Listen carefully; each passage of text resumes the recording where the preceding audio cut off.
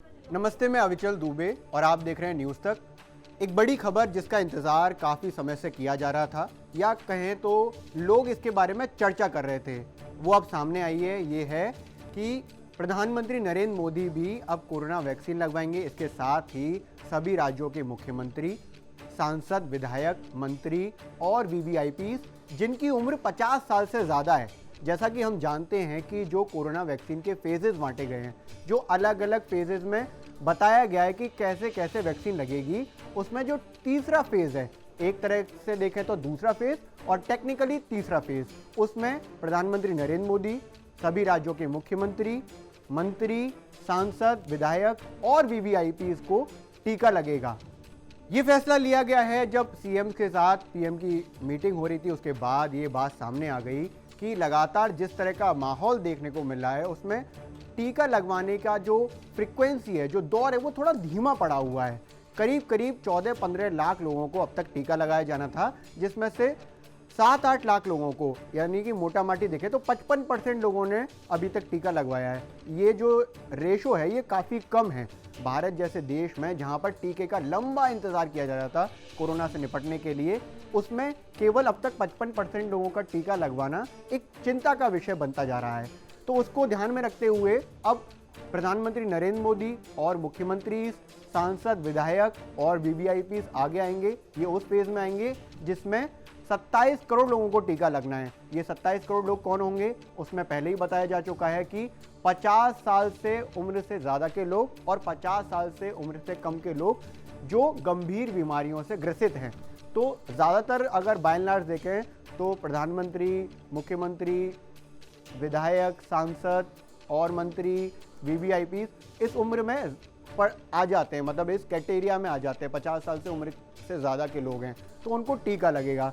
ये बात तब भी काफ़ी चल रही थी जब अन्य देशों के जो राष्ट्राध्यक्ष हैं उन्होंने टीका लगवाया था। जैसे कि आपने देखा होगा कि जो बाइडेन ने टीका लगवाया है। इसके अलावा जो इजराइल से राष्ट्राध्यक्ष हैं नेतन्याहू ने टीका लगवाया, यूएई के प्रधानमंत्री ने टीका लगवाया, वहाँ के प्रिंस ने टीका लगवाया। ये बात तब काफ़ी चर्चा में थी कि प्रधानमंत्री नरेंद्र मोदी कब टीका लगवाएंगे। लेकिन अब ये बात साफ हो गई है कि जो तीसरा फेज़ होगा टेक्निकली, और दूसरा फेज़ जिसको हम कह रहे हैं, उसमें प्रधानमंत्री नरेंद्र मोदी के साथ अन्य राज्यों के मुख्यमंत्री, मंत्री, विधायक ये सब टीका लगवाएंगे। देश में दुनिया का सबसे बड़ा वैक्सीनेशन प्रोग्राम शुरू हुआ, जिसमें सबसे पहले हेल्थ केयर वर्कर्स, उनको टीका लगना है। हेल्थ केयर वर्कर्स में आ रहे हैं डॉक्टर्स, नर्सेस, वार्ड बॉय या फिर जो वैक्सीन को कैरी कर रहे हैं।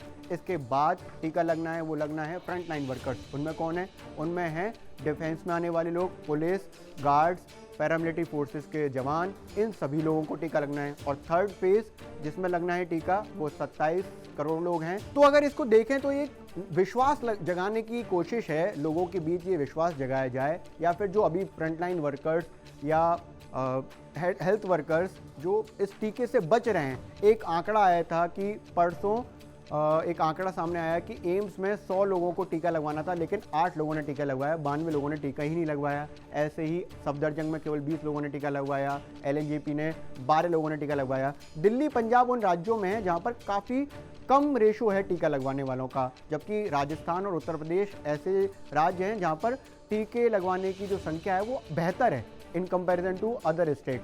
तो अब ये देखा जा रहा है कि लोगों में विश्वास कम हो रहा है इस बात को लेकर कि टीका सेफ है, सुरक्षित है।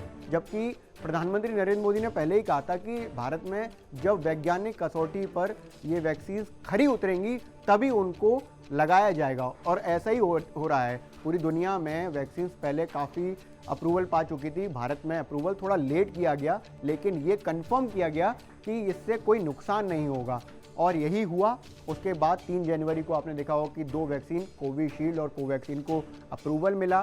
16 जनवरी को पूरी दुनिया का सबसे बड़ा प्रोग्राम शुरू हुआ, लेकिन लोगों के बीच में थोड़ा सा चिंता बनी हुई है कि कैसे ये टीका लोगों को नुकसान नहीं करेगा, क्योंकि जो रिजल्ट्स आए उसमें एडवर्स इफेक्ट देखने को मिले, या फिर टीके के बाद मौत हुई, लेकिन टीके से नहीं हुई। लगातार एक्सपर्ट्स इसको कहते रहे। तो लोगों के बीच में डर है कि वैक्सीन लगाने के बाद कुछ इफ़ेक्ट्स गंभीर हो सकते हैं या फिर मौत हो सकती है।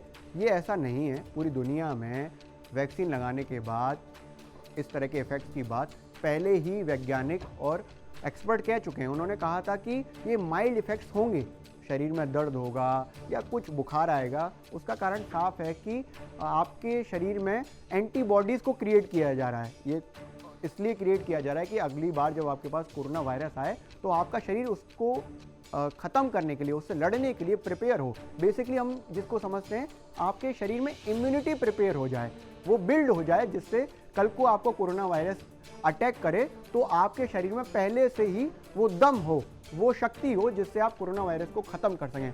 इसलिए इस तरह के इफ़ेक्ट्स जिसमें माइल्ड बुखार है या माइल्ड शरीर में दर्द है, ये चीज़ें हो सकती हैं, लेकिन इसको एडवर्स इफ़ेक्ट की श्रेणी में ना लिया जाए। ये चिंता के विषय नहीं होना चाहिए कि इस तरह की चीज़ें हमें कोरोना वैक्सीन लगाने के बाद होंगी।